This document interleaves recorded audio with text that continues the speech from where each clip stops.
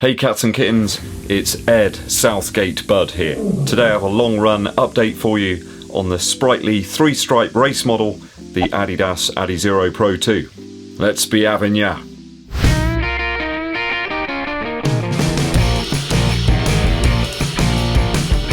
So an 11-mile run today in the ADIOS Pro 2. That's 17.7 kilometers for those of you that prefer those. And that's fine, I like both of them. That's why I wear two watches. Takes me to 50 miles for the week, or 80.5 kilometers. Good to be back up in that sort of zone. It's been a little while, well, a whole couple of weeks. I did taper off a little bit last week for the 10k. No issues with the machine after the race. The legs feel nice and nimble and ready for action. A little bit like Jean-Claude Van Damme in his famous film Nowhere to Run. Great film, by the way, always brings a tear to the eye. 1 hour 23 minutes today in some quite humid and actually windy conditions out there. Average pace of 7 minutes 36 seconds per mile today, and that's how many per kilometre it is. I was alternating paces today off and on, so sort of steady pace around about 8 minutes per mile, and then some half marathon target pace around about 6 minutes 51 seconds per mile. I'm still trying to get there for that sub 1 hour 30 half marathon. I will have some information and updates on that for you later next week. Heart rate of about 138 beats per minute today, maxing out at about 156 beats per minute on the latter quicker miles. I really enjoy that alternating pace work. It really does improve the endurance and the mental toughness. Yeah, you don't want to be a Paul Ince out there and make someone else take the most important penalty. You want to build the mental toughness and be a Southgate. So how do these hold up on the long run today? We'll start with the upper first. I did pair these up with some thicker, more cushioned Adidas socks today. One of the viewers was saying, am I going to continue to wear mismatching models and makes of socks and shoes? And the answer is yes. Whatever works best. I don't care what's on there, what logo, it doesn't matter to me. I bow to no sponsor. Apart from when it comes to Nip Ease, latex-free adhesive covers. Actually, I'm not sponsored by them, I just thought it'd be funny. Even with those thicker socks today, the Celamesh 2 upper material here was really breathable. I didn't find that the foot was getting too hot, even towards the end of the run. The material here really is very similar to that used on the Takumi Sen 7. I think it's probably the same stuff, although the heel sections of the shoes are a little different. No rubbing, slipping or anything like that in the heel, no hot spots. What are hot spots not?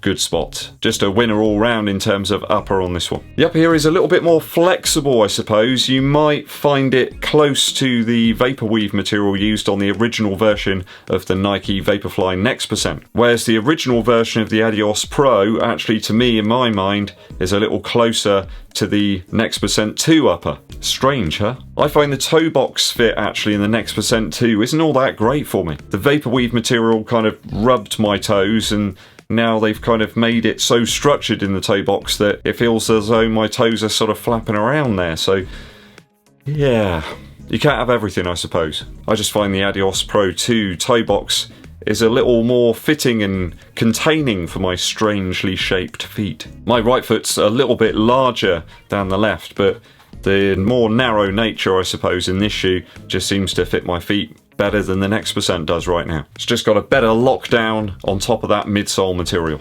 That's what it's all about. Midsole, midsole, midsole now. Now, I can see why some people find the midsole material in the ADIOS Pro 2 a little less stable than the original version. But I can also see why some people prefer it as well. So you always got to look to both sides of the argument. I think it's a little bit down to the attack angle of each runner's foot on their foot strike. I think some people are going to find the thinner and more narrow midsole landing platform here in the ADIOS Pro 2 less stable than the original. I think those cutaway sections do affect the underfoot stability. I'm talking this part here and this section here. I think they seem to amplify the instability a little bit for some people. I can see if you were going to run some slower miles in this one, how that could be an issue. When you get right up onto your midfoot and the forefoot in some faster type paces, it's not so much of an issue. But if you've had any hint of instability in the first version of the shoe, I don't think this one's going to work for you. Some of these things only become apparent when you run more miles in them. And yeah,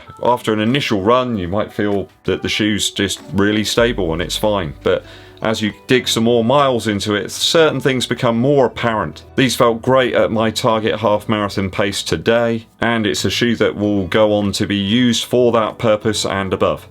I could certainly run a marathon in this shoe, not a problem. I think I'd probably use other shoes for 10k and below in the future. I just think that there's some lighter options I've got now that are a little more suited to that distance. There's other tools in the arsenal that are a little bit less present on foot and I think could be beneficial.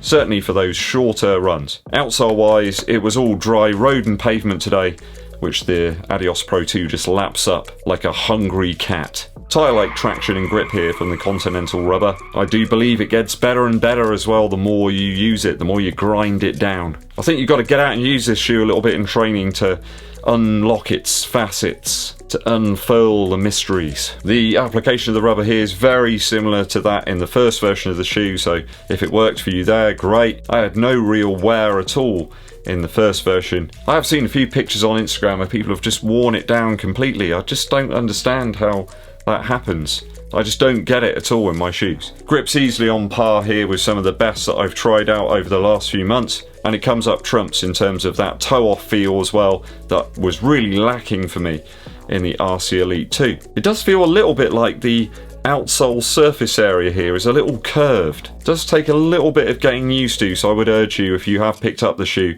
to get some more miles into it in training, perhaps do some speed sessions and a longer run. I think you need to get accustomed to this new update of the shoe. Another super shoe here that's looking to be durable enough to use on a more daily or frequent basis. I don't think you have to baby it all that much. I'm not one of these guys that just has to wipe down the shoe and clean it all the time.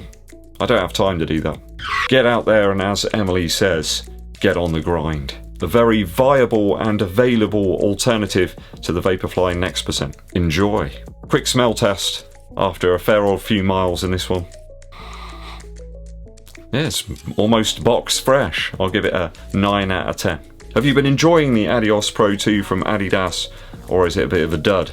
Let me know your thoughts and opinions down in the comments. A musical interlude today from the Lightning Seeds. Everyone's been listening to Three Lions, haven't they, over here in the UK? But I think you're missing out if you don't dig into some of the other Lightning Seeds tracks. Lucky You and Sugar Coated Icebergs are amongst my favourites. I really like the use of the acoustic guitar and some of the driving electric guitar sounds. They're all stuff that I like, all guitars that I'm really into. Gretsch's, 330s, Epiphone Casinos, lively acoustic sounds and gutsy electric guitar sounds sort of mixed together. Some really nice production as well. Very British sort of sound. Pop, but with some guts to it. Also, Pure and The Life of Riley are fantastic tunes. If you haven't ever heard of the Lightning Seeds, go and check them out. I think you're missing out, really. Highly underrated band. But, you know, at least Ian Brody's probably made a few quid out of Three Lions, hasn't he? I'd imagine that's been quite a lucrative tune for him. Go check it out, guys, some of the tracks from the Lightning Seeds. Big day if you're an England fan. If you're an Italian football fan, obviously you'll be hoping for a slightly different result. Hopefully a few of the other neutral sort of countries are going to go for England as well. I think we've played a good game so far. Played with some guile, we've played with some guts. Let's hope we can do it today. If not, we've still made the final, and that is amazing, you know, to think that we're there. To be playing a final against one of the great footballing nations of Italy is just out of this world. Would I be upset if we didn't manage it? Yeah, of course I would. But let's hope it's a good, clean, fair game. That's what we want.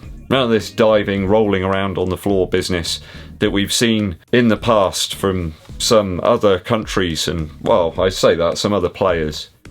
Don't want to tarnish a whole country with a diving brush. You know what I mean. Thanks for tuning in, guys. If you haven't done so already, hit that subscribe button and click the bell below for notifications when I launch those new videos for you. And it really helps the channel out if you give this video a thumbs up like, and also share it with your running buddies. My name's EDDBUD, and I'll be seeing you.